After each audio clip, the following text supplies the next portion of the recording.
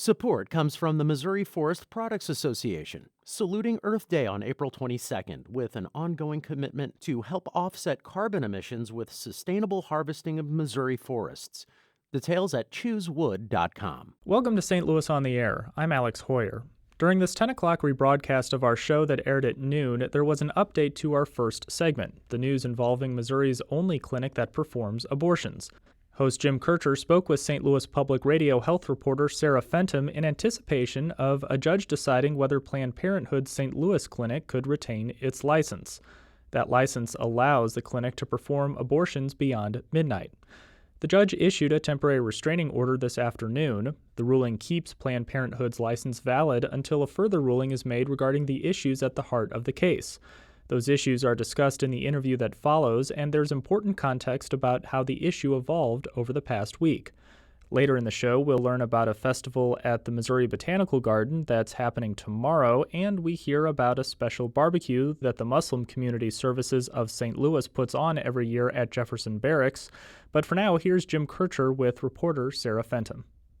The state is saying your license expires at midnight, and you haven't fulfilled the obligations to have it renewed. Is that correct? That's exactly right. And one of the things to remember is that the state isn't necessarily denying a license. They're just not renewing it. In Missouri abortion facilities, of which this is the only one, they need to have their license renewed every year. And so this is part of that annual renewal. And as part of that annual renewal, there is an annual inspection that goes along with it. The state has wanted to interview doctors that work at that clinic as part of that inspection process. And Planned Parenthood has said we can't make them be interviewed for this renewal process because they're not necessarily Planned Parenthood employees. They only work at the Planned Parenthood clinic. They're trainees, fellows that just happen to provide services there. So Planned Parenthood, we're in the courts now, right? So they've gone to courts. What are they asking for? So the courts are asking for a petition for a restraining order, and that would mean that if that were granted, the license would keep on going. That renewal wouldn't run out at midnight tonight, which is less than 12 hours away. Right. And do we know that the judge will rule today? We don't know for sure. I mean, the judge... Well, you never know what a judge is going to do, you never know. Right? The judge can do whatever he wants. His name's Michael Stelzer. He's in the 22nd Circuit Court downtown in St. Louis. And he had said during the hearing yesterday that he is aware of what he called a big looming deadline at midnight this evening. So I assume that means most people are expecting that he will make a decision sometime today. Obviously, that's his prerogative of whenever he wants to do it, and it could be within minutes. It could be at 11:59. Nobody knows. So if I read this correctly, and I'm probably oversimplifying, and then you'll make it more complicated for me, that the state says it's just doing its job. That is the Department of Health and Senior Services, right? Yes. Just doing our job, protecting the health, and we're doing the proper inspection. Planned Parenthood, on the other side, says they're being singled out for really special or even harsher enforcement, if not perhaps harassment. Is that a good summary? I think it actually is. The state, Randall Williams and Governor Parson say that this isn't necessarily, or it is not about politics, even though that Missouri passed this sort of sweeping abortion law last week that would indicate that it might be. They're saying this is not related to that. They're saying this is not related to Right. that. This is about a license renewal process. This is what they say is this is the state making sure that this clinic is following all the rules that it has to. Planned Parenthood says that the state is moving the goalpost around, is the phrase that they've used a lot. They're saying these regulations keep on changing. They're saying the investigation is meandering and open-ended, and it isn't really necessarily related to a specific complaint. They just want to draw out this process as long as they can until the license runs out at midnight. So if it has been something done every year, we could call it perhaps a routine renewal of the license. What would be the difference this year? If the state is just doing what it always does, why is this year different than previous years?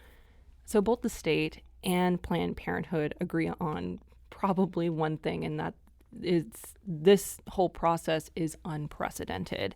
The medical director of the Planned Parenthood Clinic has said that the license renewal process has gone smoothly for the last decade that he's worked there. The state has said that Planned Parenthood has cooperated every year, and this denial of these interviews is also something that's unprecedented.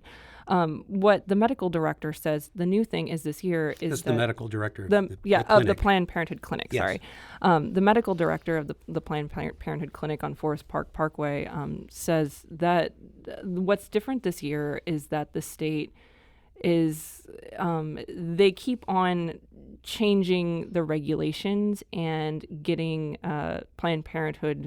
keeping Planned Parenthood from doing their job. But the state says they're not changing that.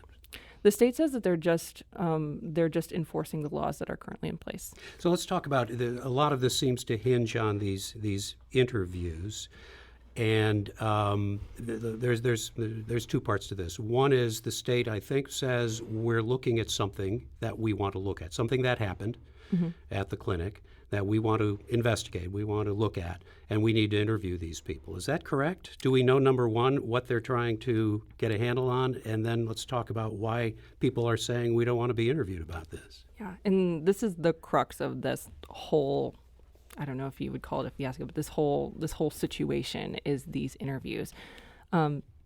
What Planned Parenthood is saying is, well, let's go backwards. So the state wants to interview certain physicians, some who worked there, some who are Planned Parenthood employees, and some who have moved on. They are somewhat vague about what complaint or medical record they want to investigate. They say it is related to patient safety, and they need to interview these people in order to make sure that the clinic is in compliance to renew this license. What Planned Parenthood says is that 5 of the 7 doctors that the state wants to interview are not Planned Parenthood employees. They just kind of are contracted with the clinic and they work there, but they can't make them talk. Those different physicians have their own attorneys, their own legal counsel, and given the changing regulations in Missouri, they're worried that speaking to the state might incriminate them. And so on that basis, those independent physicians have refused to talk to the state. The state's saying, without those interviews, we can't give this license, and that's where we're at an impasse right now. And that's what the judge is going to either decide to grant the restraining order on or say no, and the clinic's license will expire on at midnight. So Right. The judge doesn't have the right to say, I'm giving you a license. no, that's the purview of the state health Right. department. Now, if the license expires at midnight, do we know if that would be permanent, or does Planned Parenthood then start over again in maybe a more complicated process, or is that unclear at this point? I would assume that the clinic could reapply for a license. I do not know for sure. You would have to ask the state about that. Yeah, it's a different Yeah. process. What they're talking about is an annual renewal that kind of just keeps the clinic running in perpetuity. So I'm assuming that Planned Parenthood's license, if they wanted to come into compliance, they could get a new one. But right now, Planned Parenthood is saying this is not a precedent that we want to set with our clinicians. Now, Planned Parenthood does other things for women's health besides abortions. What happens to that facility on Forest Park if that license expires? So people in St. Louis and in Missouri probably see more Planned Parenthood clinics than the one on Forest Park Parkway when you're just driving around the city. There are lots of Planned Parenthood clinics. The important thing to remember is that Planned Parenthood clinics are not all abortion clinics. And so the facility on Forest Park Parkway that you drive by, you see all the protesters outside, that is the only clinic in the state that offers abortions. There are 2 parts of that clinic. The first is a more, I don't know if I want to call it traditional, but one of the more common kinds of Planned Parenthood, where there are services like, birth control, health consulting offered. The Planned Parenthood Clinic on Forest Park Parkway has that kind of clinic, as well as what it calls Planned Parenthood Reproductive Health Services, which is the facility within that clinic that offers abortions. The license in question is for that facility within the Forest Park Clinic. So there will still be a clinic there on Forest Park Parkway, but if the license lapses, that facility within the clinic would not legally be able to operate. And then the argument, or at least the point, is that affects, there are other places. You could go to Illinois to find abortion services, but not everybody is necessarily going to be able to do that. I think that's an important thing to remember, is that St. Louis is on the border, Kansas City is on the border, and so the people affected by no abortion clinics in the state aren't necessarily the ones who are in St. Louis. Obviously, there are people in St. Louis who can have access to transportation and the costs that are required to travel to a different state. The closest abortion clinic, or the closest clinic that offers abortions, is over the river in Illinois, in Granite City. That's called Hope Clinic. They're not a Planned Parenthood clinic, but as I understand it, Hope Clinic works with Planned Parenthood.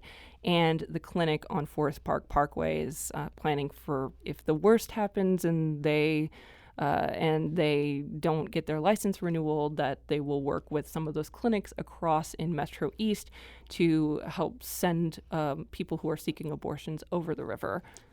I know you're not the political reporter, but if this license expires, even if the governor says this was just a routine, it's a huge victory for the abortion rights or the anti-abortion coalition, let's say. I mean, Missouri is getting national coverage as being possibly the only state with no abortion clinic. Again, for a lot of people, that's a huge victory. And I know you're the health reporter, but when you get into this, you have to get into the politics and policy as well. Mm-hmm. And I always say that every story is a health story, and every health story is a story about something else too. It's a really interesting issue, because you're looking at something that people say is all about health. You're looking at something that people say is all about morality. You're looking at something that people say is all about politics, and it depends on whom you ask about that. And that's something that we've seen from the state and the situation that's happening here. Like, the state says this isn't about politics. Planned Parenthood says this is absolutely about politics. And so it's all kind of a nice combination of a lot of different high feelings. And I would agree that abortion pro or anti-abortion activists would see this as a victory, because they see abortion as it's a moral hazard and a moral. It's not a moral process. It's something that is bad no matter how you slice it. And so I would say that they would say this is a victory for them. Yeah, and I think from a public relations standpoint as well, because coming on the heels of the abortion law that was just signed into law, it'll be challenged in court, of course. But to have that and then this, that's kind of put us at the center of attention in this national debate.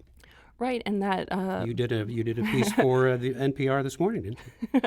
Joe Manis was actually on NPR with Sarah McCammon earlier this morning.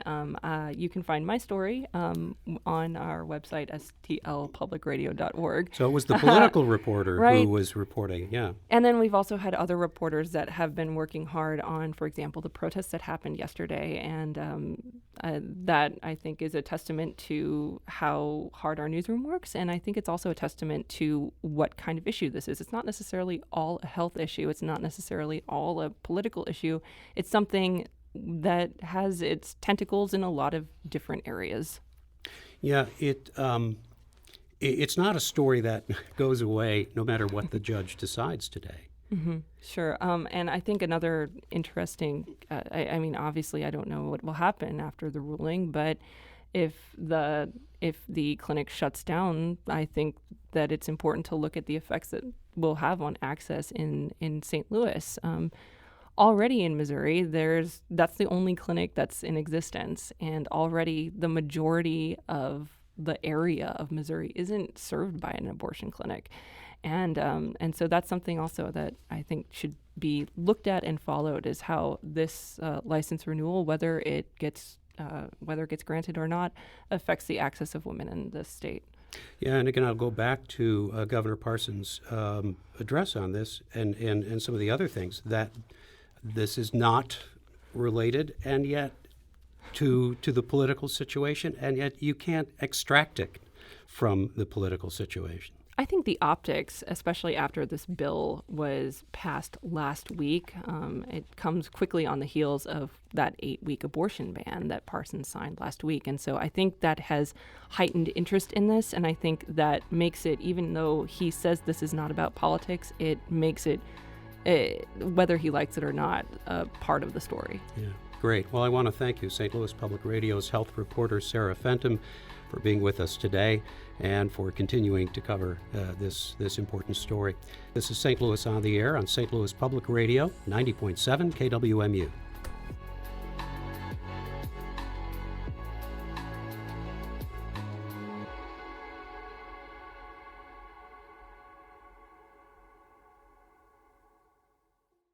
Support comes from the Missouri Forest Products Association, saluting Earth Day on April 22nd with an ongoing commitment to help offset carbon emissions with sustainable harvesting of Missouri forests. Details at choosewood.com.